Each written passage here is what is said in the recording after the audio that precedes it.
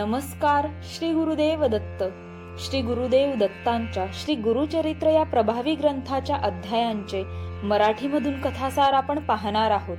त्याचप्रमाणे श्री गुरुचरित्र ग्रंथाचे साप्ताहिक पारायण देखील लवकरच उपलब्ध करून देणार आहोत. त्याचा सर्व भक्तांनी लाभ घ्यावा. त्यासाठी आत्ताच आपल्या श्री गुरुदेव दत्त वाहिनीला सबस्क्राईब करा. श्री गुरुदेव दत्त. श्री गुरुचरित्र अध्याय 21. मृत बालक सजीव केला. ओम श्री गणेशाय नमः. श्री सरस्वते नमः. श्री गुरुभ्यो नमः. श्री कुलदेवतायै नमः. सिद्धयोगी नामधारकाला म्हणाले, नामधारका, त्या ब्रह्मचाराने त्या मेलेल्या मुलाच्या आईची विचारपूस केली व तिचे सांत्वन करीत म्हणाले, हे बाई, तू विनाकारण शोक का करीत आहेस? मला सांग, या जगात कोणी चिरंजीव आहे का? जो जन्मास आला त्याला मृत्यू हा अटळ आहे. हा संसार म्हणजे पाण्यावरील बुडबुडा आहे. हा देह पृथ्वी, आप, तेज, वायू व आकाश या पंचमहाभूतांपासून बनलेला आहे.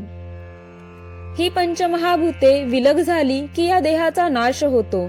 त्या पंचमहाभूतांचे गुण मायापाशांनी माणसाच्या ठिकाणी भ्रम निर्माण करतात. त्यामुळे पुत्र, मित्र, पत्नी इत्यादींविषयी आसक्ती निर्माण होते. हे 3 गुण आहेत, ते म्हणजे सत्व, रज व तमोगुण. सत्वगुणाने देव, रजोगुणामुळे मनुष्य व तमोगुणामुळे दैत्य निर्माण होतात. या गुणांनुसार कर्मे घडित असतात. कर्म चांगले की वाईट जसे असेल त्यानुसार आपणास फळ मिळते. गुणांच्या नुसार इंद्रियांच्या भोगाची वासना प्रबळ ठरते व सुखदुःखे पुढे येऊन उभी राहतात. पूर्वकर्मानुसार प्राणी जन्मास येतात व देह प्रारब्ध भोगावी लागतात. अनेक वर्ष आयुष्य असणाऱ्या देवऋषींनाही अंत असतो. मग तेथे मनुष्याची काय व्यथा? देहावस्था सतत बदलत असते. जन्म, बालपण, तारुण्य, वार्धक्य व शेवटी मृत्यू हे अटळ आहे. मृत्यूनंतर जीवात्मा पुन्हा नवीन देह धारण करतो. हे जन्ममरणाचे चक्र सतत सुरू असते. जन्मास येणाऱ्या प्रत्येकाची ललाट रेषा ब्रह्मदेवाने लिहून ठेवलेली असते. प्रत्येकाचे जे पूर्वार्जित असते त्यानुसार प्रत्येकाला तशी गती प्राप्त होते. म्हणून कोणी बालपणी मरतो तर कोणी म्हातारपणी. स्वप्नात दिसलेले धन जसे खरे मानता येत नाही, त्याचप्रमाणे देहादिकांची खात्री करता येत नाही. आजपर्यंत तू कोणत्या कोणत्या योनीत जन्म घेतला हे तुला तरी सांगता येईल का? तू मनुष्य योनीत जन्म घेतला होतास असे जर मानले तर त्या प्रत्येक जन्मात तू कोणाची तरी आई होतीस, कोणाची पत्नी होतीस. तुझे आई वडील कोण होते हे तुला सांगता येईल का? नाही ना. मग आता या पुत्राचा वियोग झाला म्हणून विनाकारण शोक का करते आहेस?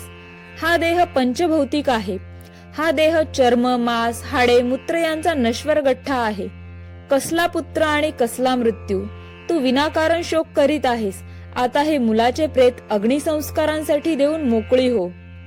ब्रह्मचाराने असे परोपरीने समजाविले असता ती ब्राह्मण स्त्री म्हणाली, स्वामी, तुम्ही जो मला उपदेश केला तो मला पटतो आहे, पण तरीही माझ्या मनाचे पूर्ण समाधान होत नाही. प्रारब्ध हे तर अटळ असते, पण परमेश्वराची भक्ती कशासाठी करायची? परिसाच्या स्पर्शाने लोखंडाचे सोने नाही झाले असे कधी घडते का? मी भाग्यहीन, दुर्दैवी म्हणून मी श्री गुरूंना शरण गेले. त्यांनी मला अभय दिले. मी त्यावर विश्वास ठेवला. ताप आला तर मनुष्य वैद्याकडे जाऊन औषध घेतो. श्री नृसिंह सरस्वती त्रैमूर्तीचा अवतार आहेत. त्यांनी मला वर दिला होता तो असत्य कसा ठरेल? मी त्यांच्या वचनांवर पूर्ण विश्वास ठेवला. असे असतानाही मला पुत्रवियोगाचे दुःख का भोगावे लागत आहे? श्री गुरूंचे वचन खोटे ठरले. आता मी कोणावर विश्वास ठेवू? त्यापेक्षा मरणे बरे. आता मी प्राणत्याग करते. त्या ब्राह्मण स्त्रीचा प्राणत्यागाचा अटळ निश्चय पाहून ब्रह्मचारी तिला म्हणाला, आता तुझा निश्चय ठाम असेल तर मी तुला सांगतो तसे कर. तू श्री गुरूंच्या वचनावर विश्वास ठेवलास. तुला पूर्णायुषी असा पुत्र झाला, परंतु त्याला मृत्यू आला. म्हणून तू श्री गुरूंच्याकडे जा आणि जेथे तुला वर मिळाला त्या कृष्ण पंचगंगा तीरावरील औदुंबराखाली मुलाचे प्रेत ठेव व तेथे प्राणत्याग कर. ब्रह्मचाराने असे सांगितले असता ते त्या ब्राह्मण स्त्रीला पटले. मग ती मुलाचे प्रेत पोटाशी बांधून औदुंबराजवळ गेली. तिने पुत्राचे प्रेत गुरुपादुकांजवळ ठेवले. तिच्यासोबत तिचा पतीही आला होता. ती स्त्री गुरुपादुकांवर डोके आपटून आक्रोश करू लागली. लोकांनी पुत्राचे प्रेत अंत्यसंस्कारासाठी मागितले, पण रात्र झाली तरी ती प्रेत देण्यास तयार होईना. आता या निर्जळ स्थानी रात्री थांबणे योग्य नाही. प्रेताला दुर्गंधी सुटली की ही बाई प्रेत आपल्याकडेच देण्यास तयार होईल. आता आपण घरी जाऊ व उद्या सकाळी येऊ, असे म्हणून सर्व लोक आपापल्या घरी गेले. इकडे आक्रोश करणाऱ्या त्या स्त्रीला तिसऱ्या प्रहरी ग्लानी आली व त्याच स्थितीत तिला झोप लागली. झोपेत असताना तिला स्वप्न पडले. स्वप्नात तिला एक जटाधारी योगी दिसले. त्यांनी सर्वांगाला भस्म लावले होते, व्याघ्रचर्म परिधान केले होते, त्यांच्या गळ्यात रुद्राक्ष माळा होत्या, हातात त्रिशूळ होते. असे ते योगी औदुंबराजवळ आले व त्या शोकाकुल स्त्रीला म्हणाले, तू आम्हाला दोष देऊन विनाकारण शोक का बरे करीत आहेस? तुझ्या मुलाला काय झाले आहे? मी आत्ताच त्याच्यावर उपाय करतो. असे बोलून त्यांनी त्या मुलाच्या सर्वांगाला भस्म लावले. मुलाचे तोंड उघडून त्यात प्राणवायूचा संचार केला. आता तुझा पुत्र जिवंत होईल असे आश्वासन दिले. हे स्वप्न पाहून तिला अचानक जाग आली. ती आश्चर्यचकित झाली. मुलाच्या प्रेताकडे पाहून ती पुन्हा रडू लागली. आपले दैवच खोटे, तेथे देवाला दोष देण्यात काय अर्थ आहे? श्री गुरूंना तरी दोष का बरे द्यायचा, असा विचार करीत तिने मुलाच्या प्रेताकडे पाहिले. ते मूल हालचाल करीत आहे असे तिला जाणवले. तिने प्रेताला हात लावला तर ते गरम लागले. त्या प्रेतात जीव आला आणि तो मुलगा पुन्हा उठून आपल्या आईला बिलगला. त्या आईला ही भुताटकी तर नाही ना असे क्षणभर वाटले, पण असे काही नव्हते. तो मुलगा खरोखरच जिवंत झाला होता. त्या बाईला अत्यानंद झाला. तिने मुलास छातीशी कवटाळले. तिला एकाएकी पाना फुटला. ती मुलाला स्तनपान करू लागली.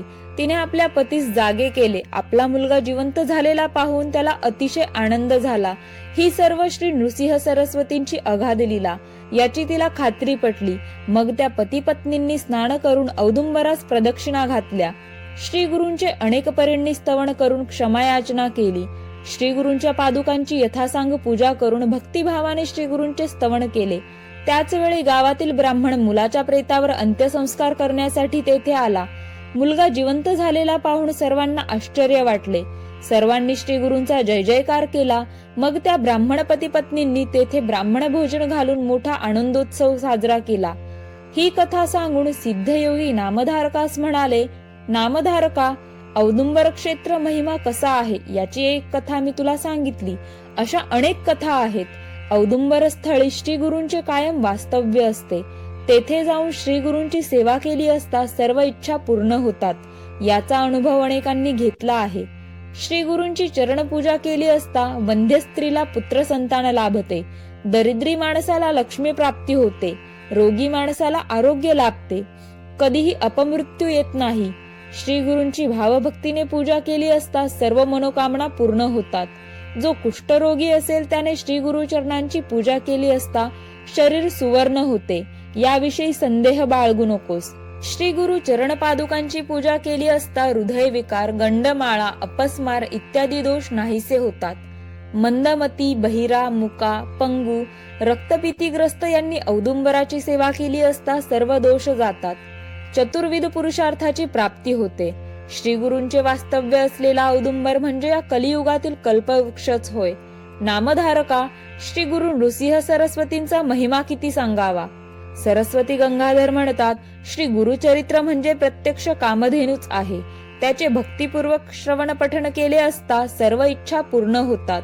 अशा रीतीने श्री गुरुचरित्रामृतातील मृत बालक सजीव केला नावाचा अध्याय 21 समाप्त. श्री गुरु दत्तात्रेयार्पणमस्तु. या पुढील भागामध्ये आपण अध्याय 22 पाहणार आहोत. व्हिडिओला नक्की लाईक करा. जास्तीत जास्त दत्त भक्तांपर्यंत ही माहिती पोहोचवा. आपल्या श्री गुरुदेव दत्त वाहिनीला आत्ताच सबस्क्राईब करा. धन्यवाद. श्री गुरुदेव दत्त.